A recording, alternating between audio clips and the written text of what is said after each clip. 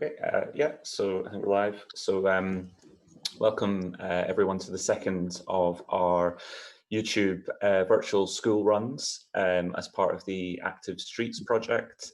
Thanks very much for kind of joining us in this slightly experimental piece of community engagement. So just to introduce myself, my name's Duncan Bain. I work for the Architects Practice New Practice, who've been commissioned by Parsons Primary School Parent Council to deliver a piece of kind of community engagement and development work looking at active travel across the catchment area of Portobello High School, working with high school young people across the area, including students from the high school in each of the feeder primary schools. I'm also joined by my colleague Becker Thomas, who's at the bottom of the screen down below, and Sam Rutherford, who is representing the client here in today's presentation. So just to start the session off, I'm going to do a very quick kind of bit of presentation on the background of what Active Streets is and what it is that we're here to do today. So over the course of the rest of the session, we'll also be taking questions and comments from people. So you should be able to access the chat box. Hopefully, if you're watching on YouTube Live, the chat box is normally to the right of the screen, which I'm trying to remember is that way if I'm looking at my mirrored screen, or down below you if you're watching on mobile. So if you are following us live, feel free to say hello just to let us know that you're watching along. So Active Streets is a project being delivered by New Practice. So we're an architects practice based in Glasgow. We deliver projects across a kind of wide range of different areas. So some of them are kind of architectural in nature. So we're working in Glasgow at the moment to redevelop a Victorian former school building, working with a local community organisation to turn that into a kind of community hub. We also undertake work that's kind of more strategic and kind of master planning in its nature. So this piece of work is part of a kind of longer stream of work that Parsons Green have been involved in. And we're looking to kind of take what was initially a pilot project delivered previously and roll that out to a lot of the primary schools and secondary school across the Portobello High School catchment area. So if you live in this area, or you commute through this area, or you go to school in this area, we want to hear from you. So this is the catchment area of Portobello High School and its 5 feeder primary schools. It's a pretty huge area. So what we're interested in finding out is about people's experiences of active and sustainable travel across that area, the kind of the good and the bad things about that experience. And our project is about creating some kind of feasibility study and ideas for ways that that experience can be improved in the future. The project's funded by Sustrans, who are a kind of UK-wide charity whose mission it is to improve active and sustainable travel as part of people's everyday experiences. So if it's commuting, if it's walking your dog, and the specific pot of funding that this project's come from is called their Places for Everyone funding. So that's a piece of funding delivered by Sustrans Scotland and supported by Transport Scotland, so supported by Scottish Government, and is designed to look specifically at people's everyday journeys. So that might be traveling to school, it might, as I said before, kind of walking the dog, and all sorts of other all of the sorts of ways that you use public space every day for for your everyday journeys. And we're right at the beginning of this process. So we're at stages 0 and 1 of what is ultimately a 7-stage process. So stages 0 and 1 really are about setting the aims and objectives of the project. So understanding what the context is that we're working in already. So what are the challenges and opportunities that exist with regards to active travel in the Portobello High School catchment area, working to develop a kind of coordinated network of stakeholders involved in that, including members of the public, and bringing in the sorts of organizations that have the kind of political power and political will to make change happen. So working, for example, with City of Edinburgh Council to understand how our work fits within the work that they might be delivering to improvements in the public realm in the future. And then, as part of stage one, we look to, from our understanding that we've developed about the challenges and opportunities in the area, develop a kind of mapping of different ideas, different proposals, and understand what the kind of budgets and cost implications and timeline might be for those. So, what's really critical in stages 0 and 1 are making sure that the public are really highly involved in that process. Specifically in this process, we're really keen to understand what the experiences and perceptions are of young people of primary and secondary school age.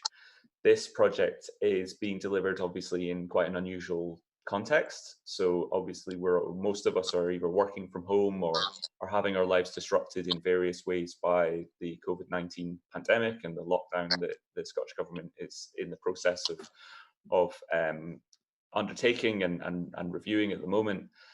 So initially, we would be expecting, as part of our work, to be going into schools and delivering lots of creative workshops and activities with young people at both primary school and secondary school level. And that was our original kind of proposal and the nature of the engagement program we were planning to run.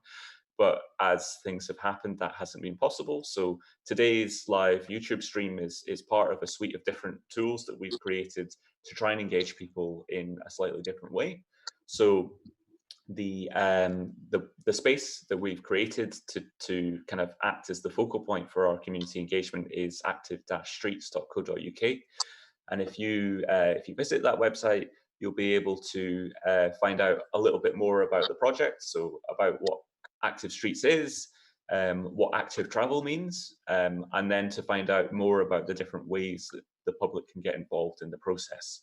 So we've created 6 different tools for community engagement. We appreciate that at the moment, people are experiencing kind of lockdown in different ways. People have different access to different technology and to different tools to engage with one another in a remote way. So we wanted to create 6 different opportunities to try and widen the ability for people to access as best as possible.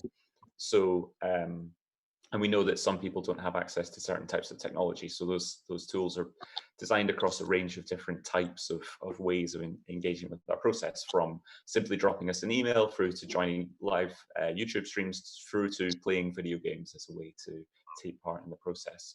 So I'll run through quickly what each of those activities are, and it would be great if you're watching live and you've maybe not seen these tools before. If you want to take part, activestreets.co.uk is the place to go. So we have a print at home activity pack. So that's targeted really at primary school age learners. So it's a series of printout sheets that you can run through with your child, and they include activities to get them active and thinking about active travel and just also creative. And allow us, if you're able to access those and fill them out, if you send back images, we've got a bit of information about people's perceptions of active travel. And it's a lot like the sorts of creative ways we would like to work with people where we were doing this in a school setting. We've created an online youth active travel survey, so that can be accessed through desktop or laptop computers, but also by mobile or tablet, if that's easier for people to access.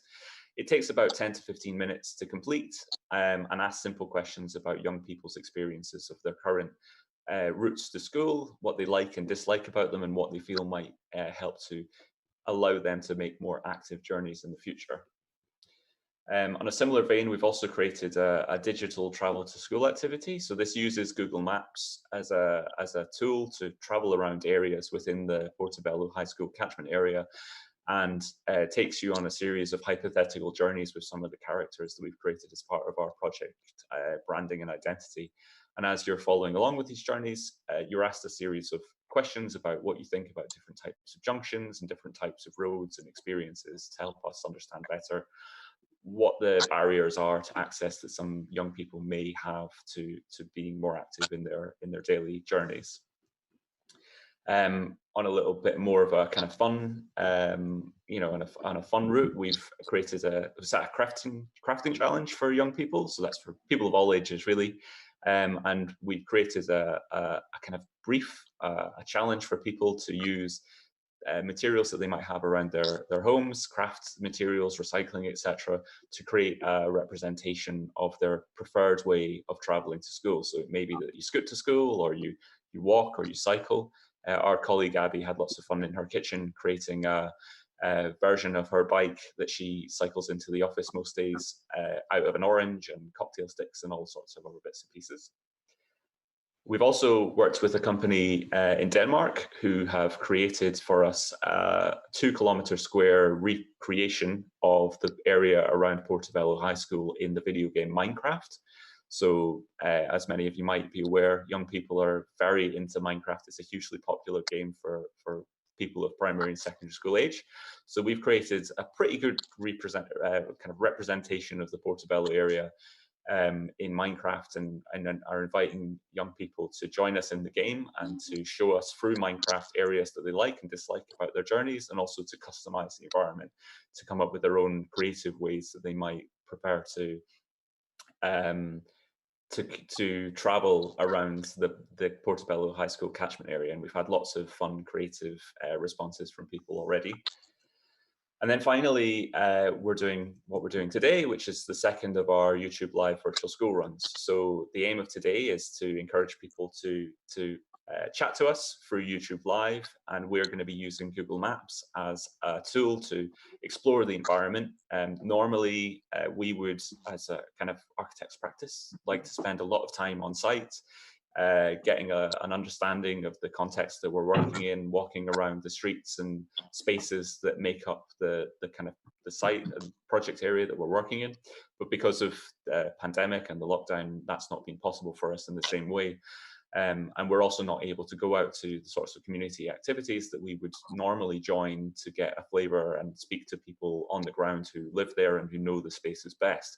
So YouTube and Google Maps are going to have to be the kind of next best option. So we're going to be using Google Maps today to explore the landscape, and hopefully you'll be able to share some of your own experiences and places that you like or maybe dislike about your everyday journeys around the project site. To give a little bit of information from the kind of client side, I was going to ask if Sam wanted to say a little bit about how the project kind of came to be. Okay, thanks, Duncan. Yeah, so I'd just like to say I'm obviously a parent. I've got children at Parsons Green Primary School, and I've been going to the sort of parent council meetings since they started back in P1. They're now in P6 and P7. And one of the recurring themes that's come up at most of the meetings, if not all, is the sort of safety issues around the school and travelling to school. So I think this project came about kind of by chance, but by thinking about working with sustenance, but thinking of it from the perspective of the young people and getting their ideas and their sort of vision of how things could be different, especially with safety to school, and also with encouraging active travel to school as well. So we applied and were fortunate enough to get a funding from sustenance for a pilot project, and we worked with a fantastic company, Here and Now, and they did lots of kind of projects with the young people in the school, lots of drawing projects, walking around the space outside the school and gathering information about what the children found was a positive experience going to school, and also what the sort of downsides were and what could be improved. And we got some fantastic responses from our young people, some that we were expecting around, you know, the difficulty of too much traffic, especially at drop off and pick up time, and the dangers of that. But we also found out from our young people all the things that they love about travelling to school and what, you know, we can maybe encourage more. So some of those findings were things like some of the children were talking about how they loved seeing the change in seasons, and they came up with some ideas about maybe creating an app for walking to school. That was one example. But I think this project has been really exciting because it's working with the expertise of here and now new practice. And what we have the opportunity to do here is hear from our young people, so the experts in travelling to school, and parents, and working with a design company who can come up with some practical solutions to making improvements in around our primary schools and the high school. So obviously safety is kind of key and really important, and when you go to parent council meetings and hear about near misses around just accessing the school, then that's a real concern. We also want to think about getting people more active, using their cars less if we can, because that is really important for our health and well-being. And of course, the last part is the environment and how we want to see things differently in the future, and encourage people to be more active in their travel and enjoy their spaces too around their schools. So yeah, we were also fortunate to get our next funding stream from Sustenance, which was to roll out across all the primary schools and the high school, and the idea being that there would be lots of workshops with the children and that engagement. Obviously, due to the pandemic, that has not happened quite as we thought it would, but it's kind of a good side to that as well, and that there is the opportunity to actually engage with a lot more people through this fantastic website. And I'd really encourage you to look at some of the activities. They're all great fun, and they can really be a great source of engagement. And with that evidence that we can gather, then there is real possibilities to go to the next stages and see some of these ideas come to fruition. And I think the important thing about that is if young people feel they have had a say in what goes on around their schools, then that will feel really empowering and really important. So yeah, I'm so excited that we're able to work with New Practice and have their expertise on this and work with young people in our area. The first stream of funding was called Safer Routes to School, and this stream of funding is Places for Everyone with the wider community. So I think that's really important too. We want to hear views from everybody and think about how we can improve our local area. So I think that's me for now, Duncan. Great, thanks, Sam. And yeah, we're really, it's been a really interesting, if a little bit unusual experience for us trying to kind of experiment with all these remote engagement tools, and we're really glad to have had a client as open to some experimentation as you've been. So thanks again. So yeah, so just to kind of reiterate what the purpose of today's session is, we're going to be working in Google Maps, and it would be fantastic if anyone who's watching along live wants to tell us a little bit about locations that they would like us to do a bit of looking at in more detail. We've got a couple that we can run through from our previous conversations with Sam and some of the local people who engaged with us on our session on Wednesday. But the advantage of being able to do this on YouTube Live is that we can kind of go backwards and forwards and explore in a bit more detail some of your perceptions. So to kind of kick things off, I thought it would be useful, as we did in our session on Wednesday, Sam, maybe just to talk a little bit about some of the challenges that you specifically are aware of around your experience as a parent of children at Parsons Green Primary. Okay, Duncan. Yeah, and I think this is the experience, unfortunately, from most of the primary schools. I see, Anne, you've written up there Dudleyston, and I know that a lot of parents have been really working hard to try and improve the area around there. So I think what is probably similar is the build-up of traffic. So here we have a shot of Parsons Green Primary, and Meadowfield Drive is the road which has the school on one side and Arthur's Seat on the other. And it looks very quiet in this shot, but the reality of drop-off and pick-up time is quite different. Cars are parked all down one side, and what happens is that there's a kind of one-way system that operates sort of unofficially. So if you're coming the wrong way, then you might end up having to reverse the length of Meadowfield Drive. There's a lot of angry drivers, there's quite a bit of road rage, there's kind of silly maneuvers that happen because of the build-up of traffic.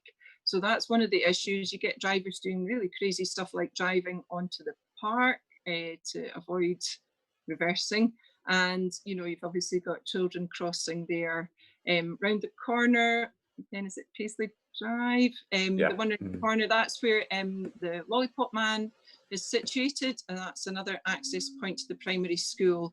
And again, on a school day, you will have cars that just, for convenience, will park across people's drives, will park on the zigzags, even if, you know, an adult or somebody goes and tells them not to. It happens regularly. And then that's where the near misses happen, when kids are scooting across the road, even with the Lollipop Man, who's brilliant, is there, but there's real issues around the build-up of traffic. So that's one concern, and obviously you get angry drivers who are doing silly things. That's a main concern.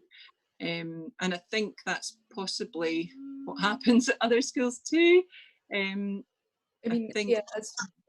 yeah, we kind of looked at this one, I guess, in the first session as well, and I think the problems are ones that will come up again and again. People kind of with road rage or stopping and starting, and seeing air pollution coming up in the comments box there. I think that idea of stopping and starting is going to only exacerbate that, and everyone trying to get to one focal point. So one of the ways that we suggested we might look at this school, and maybe this will be the same for other schools as we get into design, that we might start to think about where we can offset that parking element to the stopping element too, so that we're not having that kind of combined in one area. And that wouldn't be about picking one other area and just moving the whole problem to one other area, but looking about spreading that out over a much broader area, so that you don't get kind of hotspots for air pollution or hotspots for traffic, and instigating more. And this is something that hopefully the primary schools and the head teachers will be able to support as well, is how instigate like last 5 minutes to school is a walk always, or the last 5 minutes to school is always active in some way or other. And then looking at what we might do to make that more interesting or more fun. We spoke about the idea of crossings and how we can add to crossings or create, if not formal road crossings, then some idea of painted road coverings, so that we create areas of interest where cars will have to slow down anyway. So this one might be more about kind of traffic calming measures as well as some behaviour change. So there's that balance always between kind of physical intervention and behaviour change models that we'll be looking at, particularly through Places for Everyone SUS-Trans funding. A key part of it. I think the comment, one of the comments about engines idling, I mean, it's quite common to see outside of schools signage encouraging people to be mindful of leaving cars idling while they're dropping off, and that's the sort of behaviour change process that is already kind of been started, and it's how you can through a mixture of design, as Becker says, a mixture of design interventions and those sorts of more kind of nudge-like measures to encourage people to make kind of behaviour changes. And the advantage of the Places for Everyone funding is really that it does encourage that quite holistic suite of responses, so that funding at later stages of the process, once we get beyond 0 to 1 and we've started to identify in more detail what future funding might be sought for, is it can be a mixture of kind of quite hard infrastructure changes in terms of like pocket parks or those sorts of improved or more visible crossings, but it also can be behavioural change projects that may be about working with schools, working with pupils, working with parents to encourage them to think about how their behaviour impacts the kind of collective experience of everyone who's travelling to and from school. As we've had a couple, oh sorry. I said, shall we jump to Dudleyston? Yeah, so I'll take us to Dudleyston Primary. I think while you're doing that as well, Duncan, although there's so many really dreadful things happening at this time, it is also an opportunity to stop and think and see how we can, you know, we've seen that people can change their behaviour drastically when there's a real need for it. And I think, you know, to look at this as a positive way of making change and thinking creatively, this project is happening at a great time in terms of, you know, less cars on the road, how we're phased back into school, whatever that may look like in August, and how we can maybe try and change our behaviour more radically than we thought we could. And I appreciate that some people have to drive to school, and we're not saying that cars are, you know, never to be used, but it's just trying to find alternatives and make those routes as appealing as possible. I know that one of the high school comments from the last thing was about their child walking to school but going along the main road, and how do we encourage maybe different routes as well. And that's something that we can look at in this project, whether it's about lighting an area that you wouldn't normally want to walk in, or just encouraging a nice meeting place or a seat or an artwork or something that the children have created or had a bit of a say in, so that you encourage groups of children to go in different routes and to not maybe go on the main road, which will remain a main road, you know, that kind of idea. But yes, you're at Dudleyston now. Yeah, but just for, I think just a little bit more on that point about the kind of strange time that we find this project being delivered. In a sense, there's a lot of experiments that are already taking place. Yeah. I know that Edinburgh Council have received funding as part of a contemporary and new pot of funding that Sustrans have made available, which is it's specifically about creating temporary changes to road layouts and to cycle paths and to things like pavement widening while lockdown is ongoing, with the ambition being specifically to help people be able to social distance at this time more easily while they're out and about. But the kind of secondary benefit, I suppose, to that is that we get to experiment in real time and in real space with what is possible when there's less traffic on the roads. So one of the things that I think will really feed into our development of ideas and options is, well, how successful are some of these experiments being, and what can we learn from the kind of temporary measures that are being taken at this time? And then it's a question that we won't know until things start, I guess, to return relatively to normal, is what kind of long-lasting impact are these temporary measures likely to have? And yeah, now is the time certainly to take lessons from those temporary opportunities that we've had. Yeah. So we're just at Dudleyston here. So I don't know if the people who were kind of mentioning in the comments. So I guess, so there's comments here about the need for improved cycling infrastructure along Dudleyston Road. I'm just going to zoom in and have a little look. Yeah. So a lot of the streets that kind of make up the primary routes that people are commuting in, you know, from what our experiences, a little bit of being on site before lockdown, but also from kind of these kind of virtual sessions, it's about the kind of amount of on-street parking that people are kind of challenged with in terms of cycling.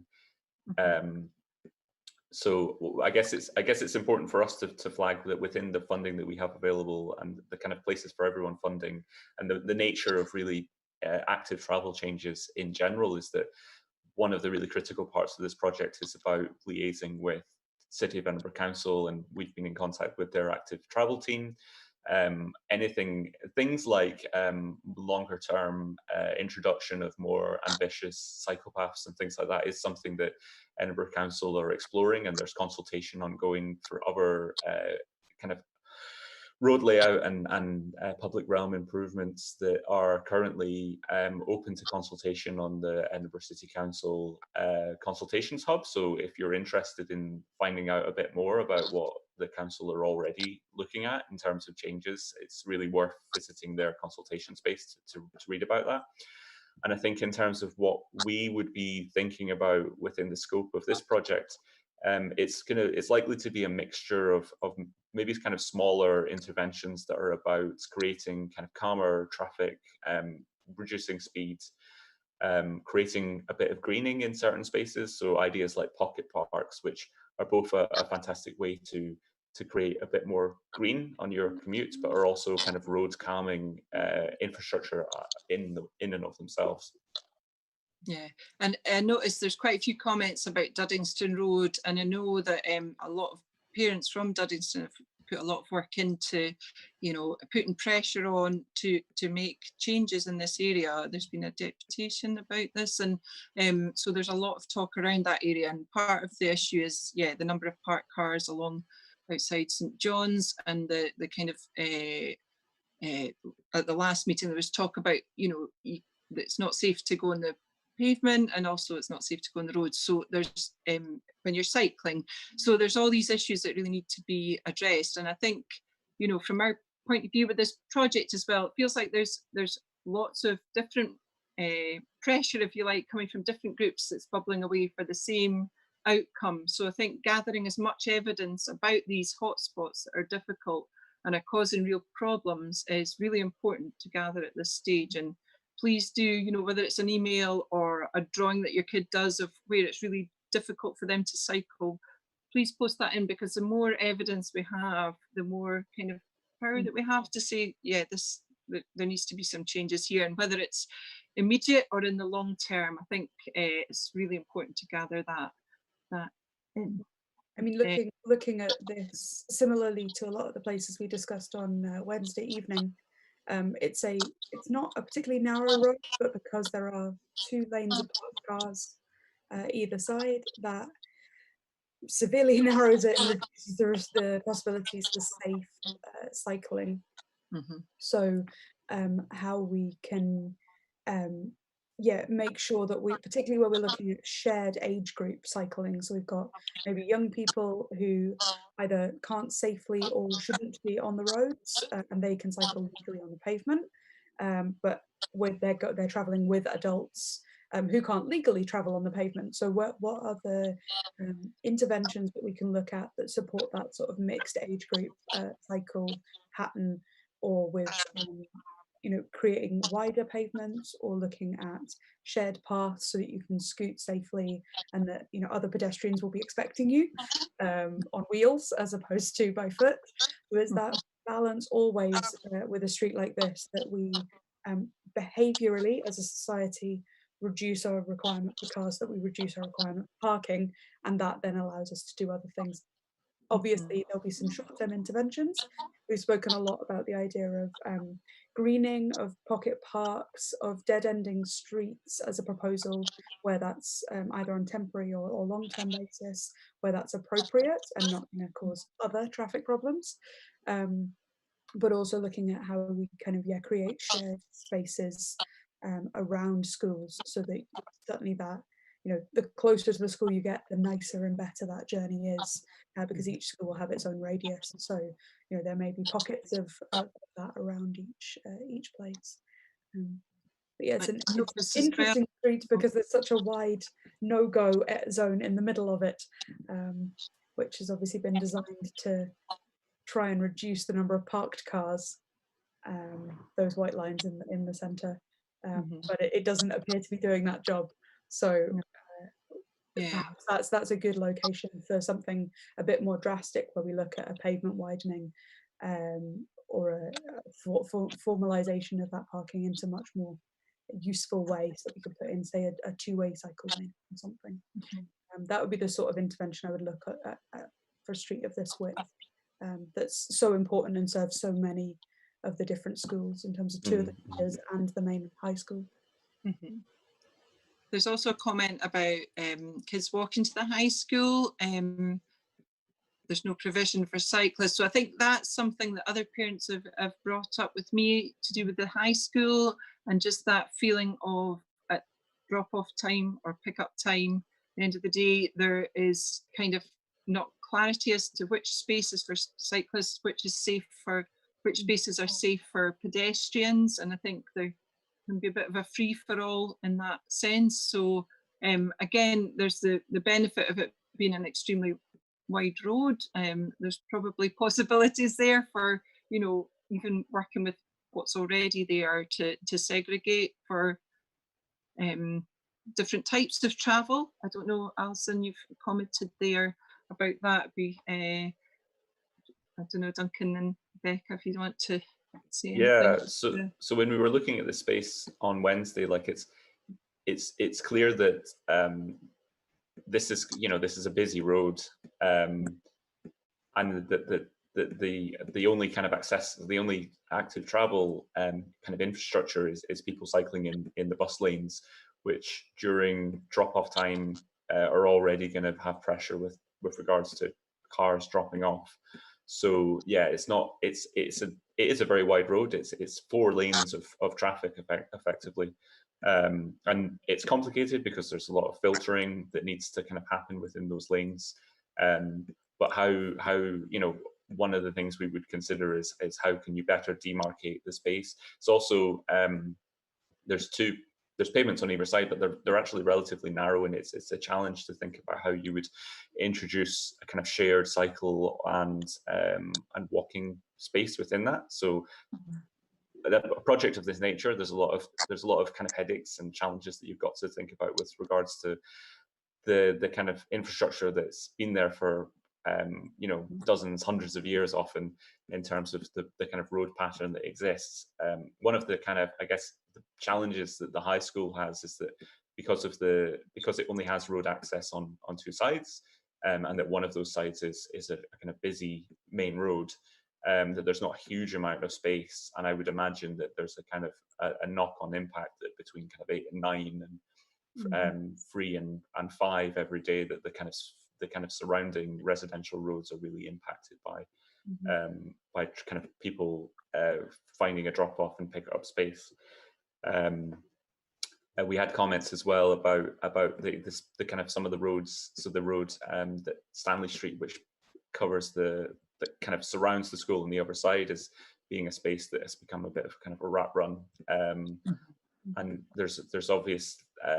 It's obvious when you have these kind of slightly gridded residential areas that people will find ways to use certain particular routes as kind of shortcuts to get away from main roads. So Becca picked up on what we can do in kind of conversation with the council with regards to creating either kind of temporary or occasional debt ending and other infrastructural changes like that.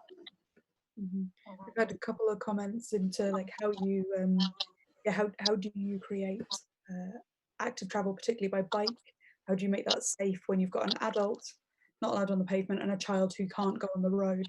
I think that's coming up with quite a number of people, and that really the obvious response to that, both Square 1K and Vendetta del Mal, that is a shared use path or a segregated cycle lane. So where possible, we'll be looking at finding locations for those things around each of the primary schools and the high school, and looking how we could connect them up with already planned cycle infrastructure from Edinburgh City Council, that's been kind of brought about by other pressure groups, by other community groups, and by their own internal planning.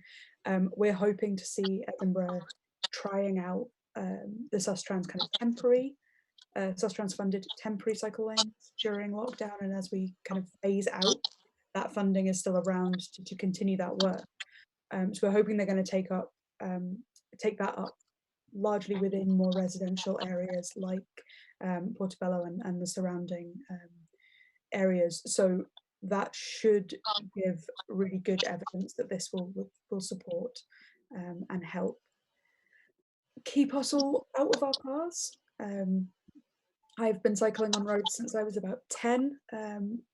My dad taught me in London, so I'm a fairly hardy cyclist, but even I find some junctions and some places to be an unpleasant experience.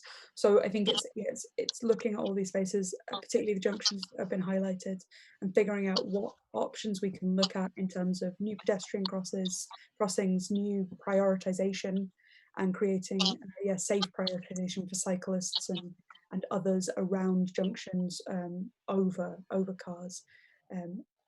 With all active travel projects, it's about trying to find ways to make it better and easier to do it on foot or on wheel than it is to do it by car. And if that means you slightly inconvenience some drivers, that's probably means you're doing it the right way, because small inconveniences lead to massive behaviour change, realistically over time.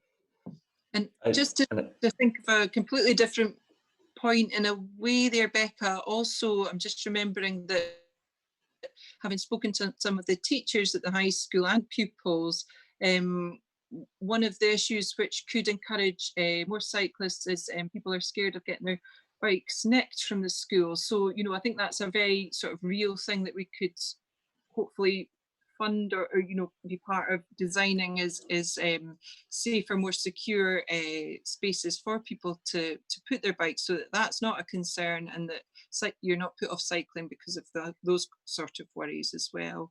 There's absolutely no point us increasing cycle infrastructure if there are only 4 places to tie up a bike at the high school.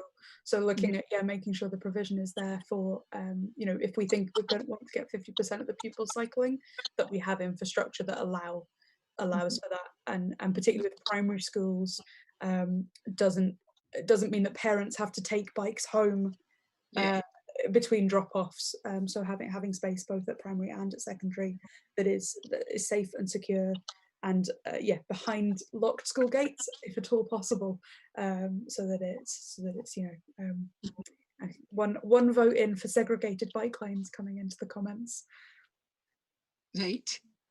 I think thinking about what we would hope to kind of deliver as longer term outcomes of this project, the outcome of stages 0 to 1 would be a kind of feasibility study and a series of kind of costed proposals, and those costed proposals are likely to be more along the lines of things like improved cycle parking, improved signage, behavioural change projects, pocket parks, some of these kind of smaller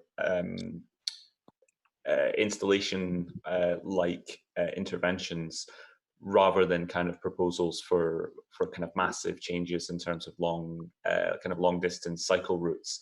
Those are the sorts of things that do take quite a long time and have to go through a lot of complex consultation and involve ultimately our process that need to be kind of led by local authorities.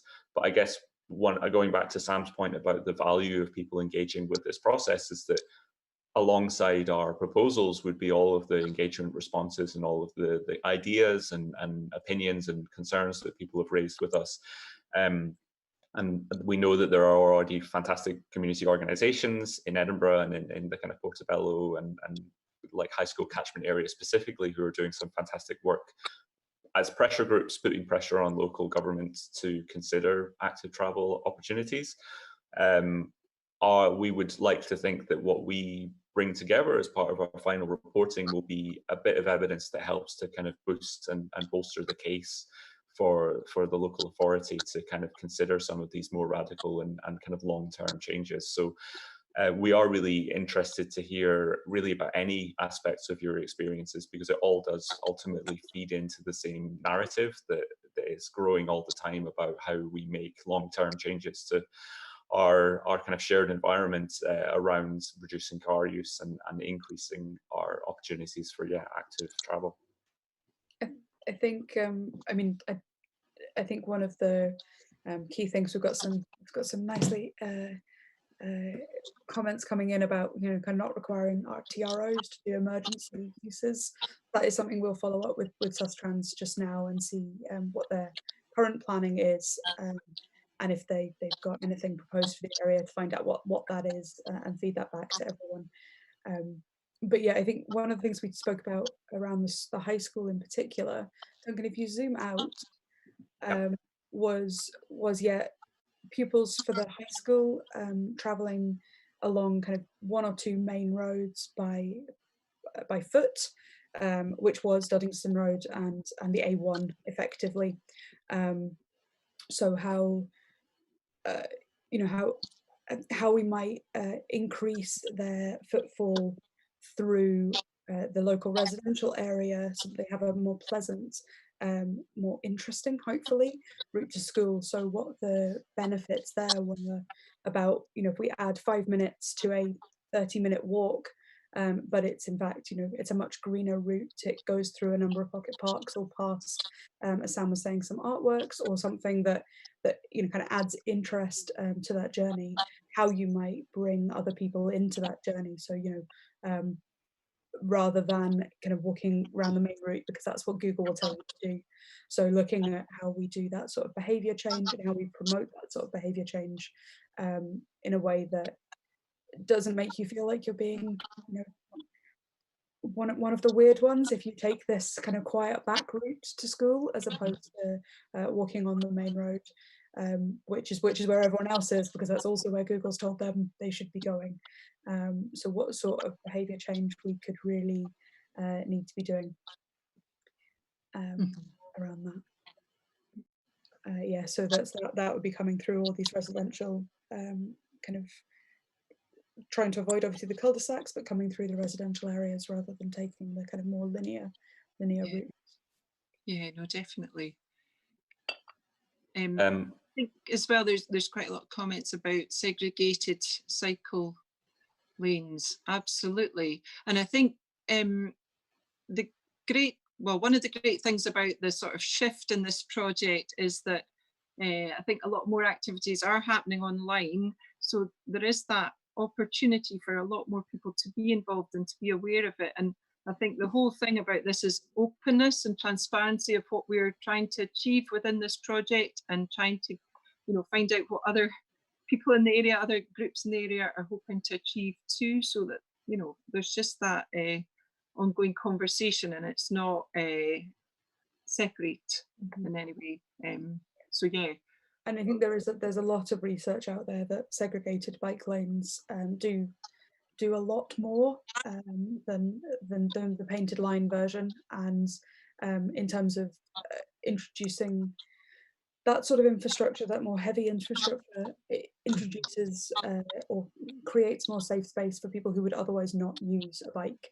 So whether that's notoriously women are generally less confident on the road, so whether that's about getting women cycling, or those who've maybe just picked up cycling, or young people and children who we definitely don't want to be putting into dangerous crossings or dangerous positions when they're cycling to school. So I think, Spokes Portobello, Vedetta Banmal and Square 1K, we're getting the same message from lots of different people there. So that's a really good, valuable thing for us to be able to feed back immediately. Also like to pick up on Charlie's point from earlier about houses with driveways and those roads still seeing an on-street parking problem. So that's something that we can look at as he's pointed out, a very quick behaviour change. If you have a driveway and you're not using it to park your car in, then and you're adding to an on-street parking problem, that is a behaviour change that can be or that should be able to be changed fairly quickly, but also that gives us a much better, clearer idea of how we might propose something on that street. If we know now that every single house, I can see it from Google, but every single house we do know has driveways, then that's it's a different argument to somewhere maybe more highly built up, where that might not be the case. So does anyone have any final locations before we wrap up? Yeah, I should note at this point that we have around about a 30 to 40 second delay between the broadcast and us getting responses. So yeah, if you do have any other places, let us know and we will try and get to those as quickly as we can. But if it looks like we're ignoring you, it's just because it takes a little bit of delay. But just looking at Spoke's comment there, I think that last sentence, there's an opportunity to now make this safe for everyone. I think now more than ever, there absolutely is that opportunity, and we really do need to grasp that. And yeah, I'm so excited about this project. I really hope that we get lots of engagement. It's so tricky though. I know, being a parent, that it's not easy to get engagement from your children, your young people just now, and find the time. These are tricky times, but please do pass this website on to people, get people to engage with it. The activities are really good fun, and they're excellent. New Practices have put a lot of hard work into completely adapting what we were planning to do to this new way of looking, and I think that's really telling in that, you know, creative thinking and making things work for the situation. So please do pass it on. I see there's a couple of yes, I love coming in. the railway crossing problem. So we've got a couple of comments from Charlie about crossings of Sir Harry Lauder Road, and I'm presuming that we mean, well, actually that seems, so that's Brighton Place. So yeah, I'm just trying to figure out exactly where, because it seems that it runs along and sort of bypasses the surrounding neighbourhoods. But yeah, it seems quite segregated, and the railway does pose a pretty significant challenge in terms of the links from the kind of Portobello kind of high street side of our site through to the high school, which I guess is going to be you know, is the area that really impacts everyone who's going to be engaging with us in one way or another. So yeah, it certainly seems like quite like this. I mean, this junction here really does feel like something that, although yeah, there would be a real challenge with regards to coming in from the east side of the school, That's like given that there's prime place for a diagonal crossing. Yeah. And again, I mean, it's really important for us to kind of be transparent about the nature of what the outcomes of our project are, and some of these like larger scale infrastructure changes with regards to road layouts and introducing new crossing points are things that take local authorities quite a long time to consult on. But I think that, as I kind of touched on before, raising these points with us feeds into our reporting, which feeds ultimately back to City of Edinburgh Council. So while our outcomes of our funding that comes from this project are likely to be a little more modest in terms of scale, I think the conversation that we have it helps to build that larger case for more significant change in the future. I was going to say, for anyone who wants to hear more about how conversations with Sustrans about temporary measures go, if you get in touch with us through the website, then we can make sure we update you as those conversations continue, and particularly present Dudleyston Road as one location where there is local wish for that to be added, particularly as part of the emergency response. Yeah. There's also an opportunity to sign up for a mailing list on the project website. So we'll be posting information as the project continues and as we reach towards the kind of reporting phase of this stage of the project, and we're starting to cast our mind towards seeking further funding. We'll be sure to post updates about the progress on that as we kind of go through the various stages of Sustrans Places for Everyone funding. Yeah, I think the beauty of this project is really to gather views of the people that know the routes, know all the issues, you know, and for New Practice to then hear about all those views. I think the last junction, I think there's an underpass there, and it's like how does that work for you as an active traveller? So and the other route that keeps coming up again and again is the Brighton Place one. I know that that's a huge issue for cyclists and people on foot as well. So I think as I keep sort of saying, please email in, make those drawings, say what does and doesn't work. And I do really strongly believe that our young people who do these routes again and again, they know them so well, and their view is so important. And I think, you know, to see hopefully those changes happen in the future, they will feel really, you want these young learners to feel that they were part of that and they had a bit of a say. So yeah, I don't know. I've just seen some other comments coming up. I don't know what these are saying. Just so Spoke's most recent comment there about our involvement in the temporary funding that's available. So that's not something that we can really do, unfortunately, through the scope of the project at this time. But we will certainly pick up that conversation with Sustrans and our kind of project contacts at City of Edinburgh Council, who are currently in the active travel team, but we're eager to kind of reach out across various departments that have a stake in all of these changes.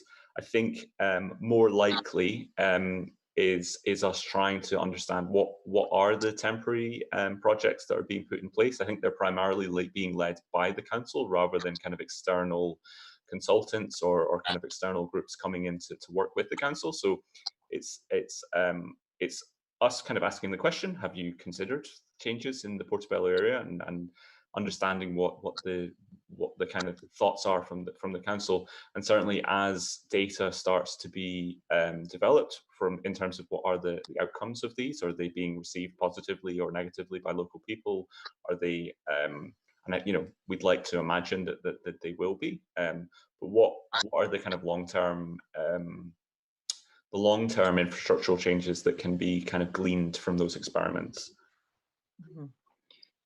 As these folks have said about the film made by the young people, which I have seen, and it's fantastic. So I think there's a lot going on, there's a lot happening, there's a lot of conversations going on. So let's keep the pressure on and see about what changes can be made. I would like to say a huge thank you to New Practice, because they have been so adaptable, so innovative and creative with transferring to these online workshops, and it's really, really ambitious and helpful. So thank you, because there was concern for me and for many parents that this project, whether it could go ahead and what shape that would look like at this early stage of our project 0 to 1 in the Places for Everyone funding stream. So a huge thank you for that. And as I said, we all of the kind of information on the project is available on our website, and we'll keep that up to date as the project progresses. But we appreciate the need for a bit of that flexibility and kind of making do with slightly unusual communication methods. So we'd be really excited to hear from anyone who even just wants us to drop us an email to have a more informal conversation, kind of aside from the more kind of specific tools that we've developed. So you can reach out to us through the project website. It's active-streets.co.uk, and our project email is hello@active-streets.co.uk. And we're very happy to kind of pick up conversations more informally with people who want to raise any particular concerns, and that will all be fed into the kind of final project reporting. We would normally like to be dropping into all sorts of community events and having those sorts of informal conversations as part of a project like this. So while we can produce lots of tools, we're definitely missing that opportunity for the conversations that take you on a meandering path and reveal things that you wouldn't have got otherwise. So please do reach out to us if there's anything additional you'd like to share. Get any young people into Minecraft. There are some fantastic additions going on over there, and if that's anything to judge by, the future of Portobello will be floating in midair and looking really brightly coloured. So I think that's a great place to kind of start if you've not tried any of the other tools.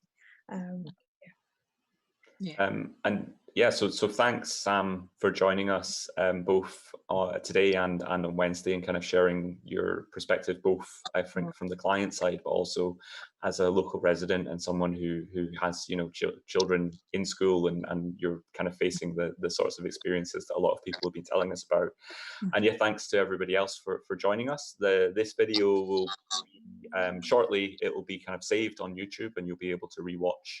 And as I say, please do get in touch if you have any kind of further questions, and we'll make sure that we're updating the website and the mailing list over the coming months with how things progress, and make sure that people have an understanding of what the outcomes are from this project, certainly.